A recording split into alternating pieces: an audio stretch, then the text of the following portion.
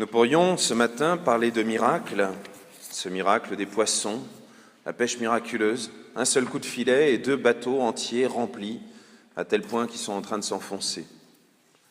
Sauf que ce miracle n'a servi à rien puisque, à peine arrivés sur le rivage, ils abandonnent tout et ils suivent Jésus. Nous pourrions parler aussi de suivre le Christ, mais beaucoup ici vont me dire « Non mais attends, pas question, j'ai une famille à nourrir, je ne vais quand même pas abandonner tout ce que je possède pour suivre le Christ. Et puis, c'est pas la peine d'annoncer le Christ, tout le monde est chrétien ici. » Vu le nombre de chrétiens qui vivent en chrétiens, je pense que nous avons besoin d'annoncer le Christ. Sauf que, comment allons-nous faire ? Comment avoir les lèvres assez pures pour annoncer le Christ ? Saint Pierre, Saint Paul, tous ceux qui nous parlent dans ces lectures aujourd'hui, Isaïe, ont quelque chose de nouveau à raconter. Et nous avons l'impression qu'il n'y a que de l'ancien. Et c'est là que nous nous trompons. Beaucoup de nos contemporains n'ont jamais entendu parler de Jésus. Si, ils savent qu'on est en 2016, mais bien peu se souviennent que c'est 2016 après la naissance, 2016 années après la naissance de Jésus. Pourtant, aujourd'hui, comme Isaïe, dans la première lecture, nous devons demander à Dieu de venir toucher nos lèvres pour les purifier et pour savoir annoncer sa parole. Ce geste de toucher les lèvres, c'est un geste un petit peu bizarre, et pourtant il est répété plusieurs fois dans l'Ancien Testament.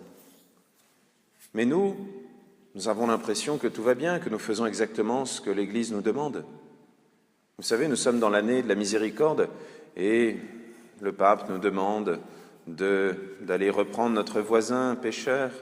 Il nous demande un certain nombre de choses, et on a l'impression ici dans la paroisse que « Ah bah si, ça on le fait souvent, hein. D'ailleurs, t'as vu l'autre, t'as vu ce qu'il a fait, hein, et puis Madame Machin, et quand même, ça, c'est pas normal d'avoir fait ça. » Le pape appelle ça, si je me souviens bien des termes, le terrorisme des rumeurs. Le terrorisme des rumeurs. C'est quand même incroyable. Et pourtant, c'est vrai. Nos rumeurs, nos discussions, nos petites paroles par derrière peuvent tuer ou blesser. Infiniment plus que beaucoup d'armes. Et lorsque nous demandons à Dieu de purifier nos lèvres, c'est d'abord à cause de ça. Rappelons-nous les œuvres de miséricorde. Dans les œuvres de miséricorde, nous devons aller reprendre la personne qui pêche, c'est-à-dire aller voir cette personne et personne d'autre. Or, nous, la plupart du temps, nous commençons par aller raconter les péchés de nos voisins au monde entier, mais pas à la personne directement. Prenons un exemple. Si on commence à raconter n'importe quoi sur votre curé, le plus simple, c'est pas d'aller le répéter à la voisine pour savoir si elle est d'accord, ou si elle pense que peut-être c'est vrai, ou au voisin pour savoir si éventuellement il a entendu la même chose. Non. Le mieux, c'est d'aller voir le curé. Par exemple, pour ceux qui racontent qu'il y a des nominations qui sont déjà en cours et qu'il y a déjà des déplacements, l'évêque vient d'arriver. Et les nominations, c'est à la Pentecôte. Donc de toute façon, il ne l'a pas encore décidé et il n'en a parlé à personne. Donc c'est même pas la peine de faire courir des rumeurs, ça n'existe pas. Simple. Ok. Revenons à nos pécheurs. Le gros problème avec les pécheurs, c'est que on ne peut pas savoir qui est pécheur. S'il y a des cas qui sont flagrants. Prenez quelqu'un qui est en train de commettre un meurtre, il y a quand même très peu de chances que ça soit un bourreau qui soit en train d'exécuter une sentence légalement posée dans un pays dans lequel la peine de mort est légale. Mais la plupart du temps, les seules personnes dont on sait qu'elles sont pécheresses, c'est nous. Et dans l'Évangile, Jésus nous dit bien, si ton frère a commis un péché, va le reprendre seul à seul. Et s'il se convertit, s'il se détourne de son péché, non seulement tu auras gagné ton frère, mais tu auras couvert une multitude de fautes.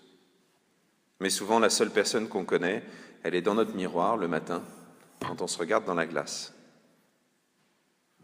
Il y a une autre chose que nous devons faire, pardonner les offenses.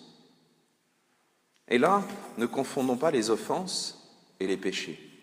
Une offense, c'est quelque chose qui nous blesse. Et ça, nous le savons quand quelque chose nous blesse. Mais peut-être que notre voisin, notre voisine, ne s'est pas rendu compte à quel point ça pouvait être blessant. Et ce que nous devons faire, c'est pardonner. Pas oublier, non, pardonner. C'est-à-dire aller voir la personne qui nous a blessés en lui disant « Je ne sais pas si tu t'es rendu compte, mais en disant cela, en faisant ceci, tu m'as fait de la peine, tu m'as blessé. Et je t'offre mon pardon. Après, c'est à toi de l'accepter ou pas, mais je te l'offre. C'est-à-dire, si tu acceptes de reconnaître que tu m'as fait de la peine, et si tu acceptes de me demander pardon, ce pardon, je te l'ai déjà offert. Eh bien ça, je peux vous garantir que ça fait infiniment plus d'effet que d'aller raconter à tous les voisins du village ce que l'autre, quand même, il a fait, et puis vous vous rendez compte.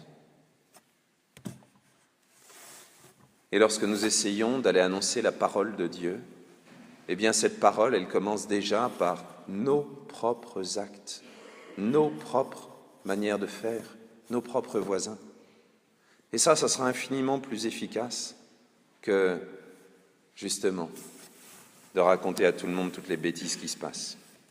Et puis, il y a une autre œuvre de miséricorde qui est de supporter patiemment ceux qui sont ennuyeux. C'est amusant de cette œuvre-là. Eh bien, cette œuvre-là, nous avons très souvent l'occasion de la vivre.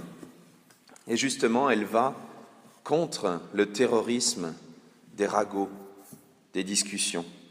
Puisque si nous acceptons de supporter patiemment la personne qui nous ennuie, sans aller le raconter à la terre entière, sans aller d'abord la jeter comme un malpropre, mais au contraire en attendant patiemment le moment favorable où nous pourrons parler directement à son cœur, alors nous serons capables d'être vraiment évangélisateurs, comme Pierre, comme Paul, comme ces premiers chrétiens.